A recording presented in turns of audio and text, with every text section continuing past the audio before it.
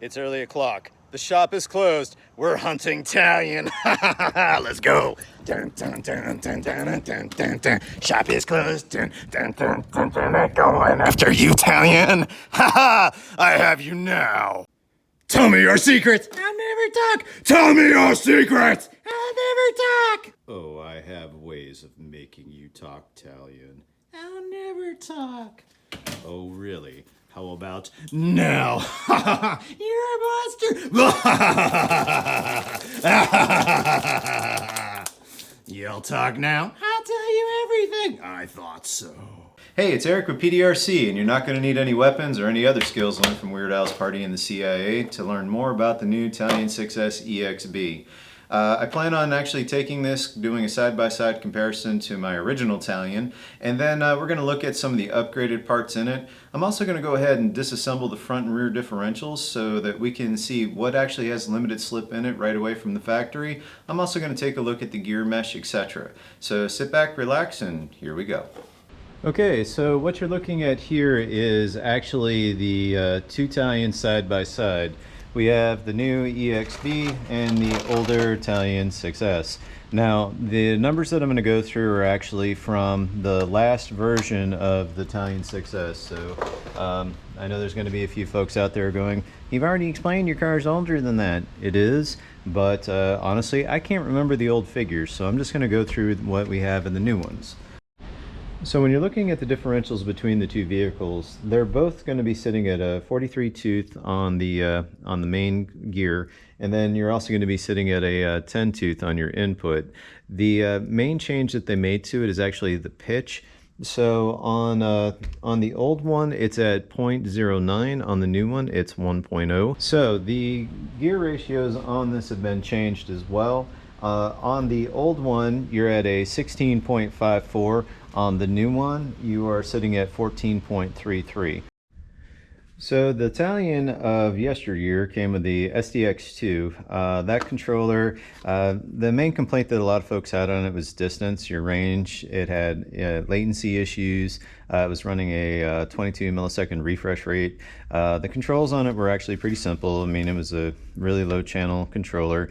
It's not the best controller in the world, but it got you where you needed to be. And I mean, come on, it's an RTR, you know, so you're not going to get the best of the best right out of the box, or so you would think. But you know, back in the day, this controller, it wasn't that bad. A lot of folks would upgrade to a DX model, and apparently someone over at Horizon heard, because the new Talion comes with a DX model, specifically the DX3. I actually like this controller quite a bit. I do not have any issues with the range whatsoever. It's a DMSR capable controller. It can handle multiple channels. It's a good introduction to AVC. You can put a Bluetooth module in it. You can put a phone mount on it. You can control your AVC right here. You can actually program this extra channel over here. It can tell you how much battery life you have. So back in the day on this car, getting a really good controller from day one, you actually had to go out and buy one. And for the new Talion, you actually get a really good controller from the start. Can you go even further up the food chain? Sure, you can go with the DX Rugged. You can go with the Pro. You can go with the C. But I mean, that's really if you're going to do a lot of tuning, exponential, etc. And you can actually take this controller and mount it up to multiple vehicles. I've actually got one of these bound to like 14 different cars. And I cover that a little bit later on when I go into the DX3 in depth. But it's a really, really good controller, and it automatically comes with the car. So, I mean, win-win right there. So when you're looking at the tires on the vehicles, this is the older version of the Talion, and this is the newer version of the Talion. The biggest difference that you're going to notice is really not on the surface. The new tire does look to be a little bit wider. Could just be the angle that I'm looking at it, but the differences that you really can't see or tell all too much can actually be solved by what I like to call the melon test. When you squeeze this tire, you see how she's buckling right there? It kind of pushes in some, and this is because it's not a belted tire, and that's where you're going to get that crease down the middle. If you squeeze the belted tire, you're going to notice that it's a lot more rigid. It will still bend some, but it's not going to crease like it will on the other one. That's because of the belt that's going through the tire. What this is going to result in is less ballooning and less chance that you're going to have the tire blow out on you when you're going at high speed. I would still recommend venting out your tires. That's going to be a video that I'll be covering a little bit later on how to do. But for right now, this tire here that's on this car is absolutely phenomenal. That belted tire is going to make such a difference. On this car, I used to just nom on tires for breakfast because they would just balloon out and explode on me from the extreme speeds. So this is a huge improvement and a really, really, really good upgrade. So looking over the servo, the first thing you're going to notice is on the old car we have this horizontal servo, where on the new car it's going vertical. I don't know why. It's just one of those things that I saw when I put the two side by side. On the old car, they're running the Arma ADS 15 servo. It's a waterproof servo, metal gearing, 25 tooth. On the new car, it's running the Spectrum 652 servo, which is also waterproof, metal gear, and running a 23 tooth on the servo horn. The other thing that it's to note is on this one it has the plastic servo mount, so whenever you're running it, at first it's fine, but after you've been running for a while, that plastic starts to give way and you turn it and your servo starts to move with your turns. It also makes what I like to call servo fart. You're sitting there and you're using it and it's going and it's actually not the gearing, it's actually the plastic itself that's just kind of worn out over use. On the new one, it's an EXB mount, so you're looking at that heavy grade aluminum that's in there, which is that 7075 T6, and it's got metal arms on it. It's a hell of a lot stronger, and you're not going to get any servo fart out of that one. So big, huge difference between the two on the servo. One of the common complaints on some of the older vehicles was actually bending the chassis plate. Lord knows I've never done that 100,000 times. But on these old designs here, they were running the 61 T6 aluminum. It's a good strong plate, but there's always opportunity for improvement, which was taken. So on the new one, it's actually running a 7075 T6 aluminum. They're both 3 mil, but this is extremely stronger. So while this one's going to bend, this one's going to have a little bit more flex and give to it, but it's also going to have that rigidity that you need for some extreme bashing, hence the name, extreme bashing. Also note that they put the skid plate as part of the front bumper on it, whereas this one here didn't have it. And actually I did put a little homemade jubber on here for a while, and it helped protect it. But yeah, this thing caught a lot of hell over the years. This skid plate is a really good addition. Let's talk about the arms. Yeah, so the arms that are on the older version, you're going to notice they're a lot thinner. The newer one, they also changed the thickness of it, but they also changed the angle on it. So you're still getting that same really good paw print, that good stance, but they've made a few changes to how the material holds up. That little angle that's in there is going to help out a lot when you're accidentally hitting a dumpster at 60 miles an hour. Don't judge.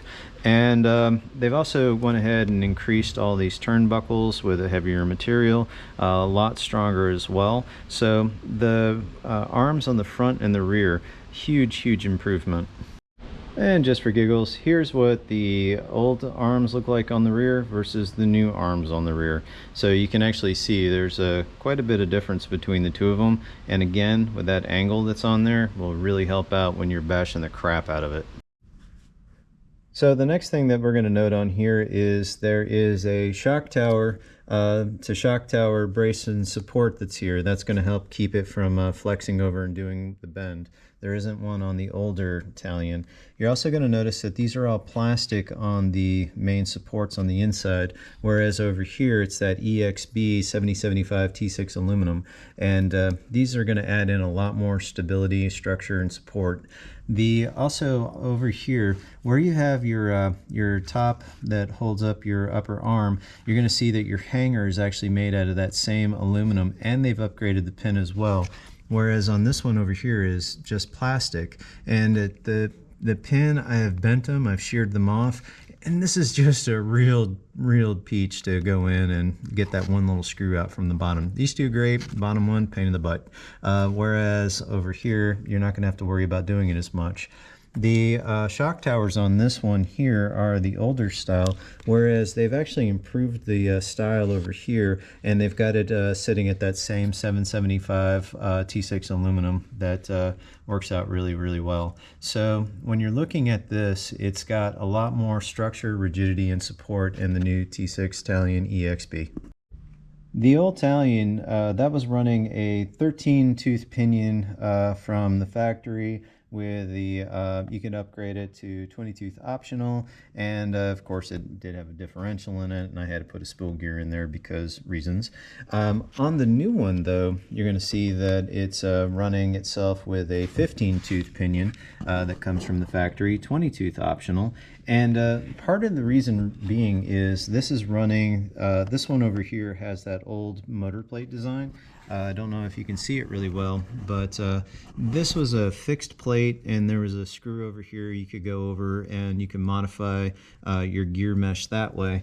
Whereas on the new one, it has these two bolts up here at the top, and then it actually, you can slide the motor in and out, and that was the way you could get your gear meshing together. But on this design over here, you could actually get a larger tooth gear in there, so you could increase the speed quite a bit. So that helped out a lot. I'd also like to point out that someone out there who deserves a pat on the back decided to put an E-clip at the front of the shaft there. So when you put your pinion gear on and you tighten down your grub screw, you can actually put an E-clip on it as well. And if for some reason that grub screw decides it's going to back out, or it's not tight, or you were too impatient and you didn't wait for the Loctite to set, like I happen to do quite a bit, that'll actually keep your pinion gear from flying off into the vehicle. So I found that to be a really, really nice addition as well. So I really do dig that on that new motor design. But that new motor plate, when they came out with it a couple versions ago, it was absolutely phenomenal. It works out really, really well, and it gives you a lot more gearing than the old plate over here. Yesterday I recorded a lot of footage of disassembling the Talion. I verified that there's limited slip in the front and the rear, and then you know, I had this really great footage, and then I accidentally deleted it. So all I can say to that is, look at the kitty, be distracted by the kitty. Isn't he cute? This is Basher. Anyway, sorry, just my limited experience, I guess, and apparently fat fingers. I drive better than I obviously maintain my data. But there is limited slip in the front and the rear. There's more limited slip in the front. They have more of the little discs in there and less in the rear. The front was shimmed out. The rear did not need to be shimmed out. The mesh on both the front and the rear was just absolutely perfect. Again, sorry I don't have any videos to support it, but it was really, really nice on the inside. And I apologize to all the customers who were in the shop who I kept making, be quiet while I recorded, just to not have the footage. All right, thanks. Okay, I know I said I wasn't gonna run the car today. I lied. Oh my God, did I lie? I'm such a horrible person. I was supposed to be going home right now and I didn't. I had to put some batteries in it. I had to see what she could do. Oh, yes, you want. Oh, I took this thing out onto the rock pile outside, sent it to the moon, did a proper job in the parking lot.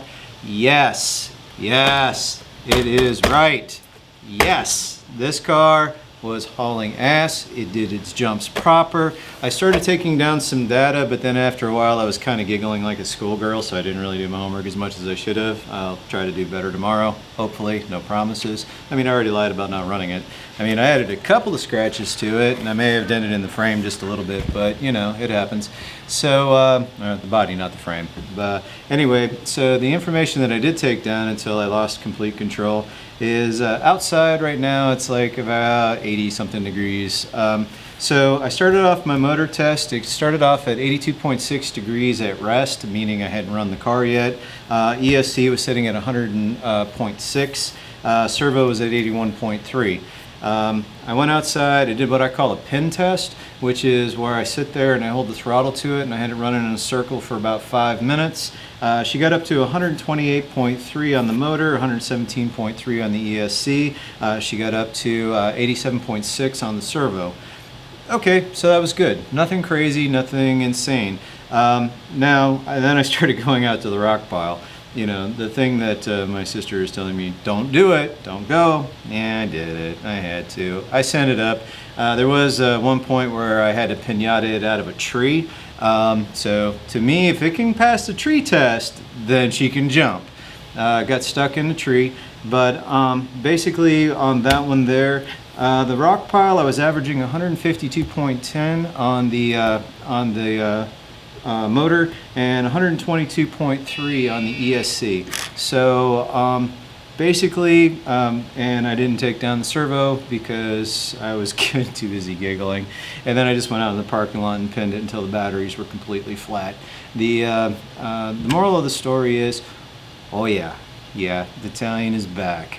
Oh yes. And tomorrow I am looking forward to just beating the shit out of this car. Pardon my French. So at any rate, this is my first report on the Talion. Really glad I got this car. Looking forward to the folks who are going to be playing with theirs on Friday when it comes out. For the rest of you, the ones who get to see the video before the car comes out and even after, come down to the shop, beat the hell out of mine. Let's have some fun. Anyway, thanks for watching. Bye.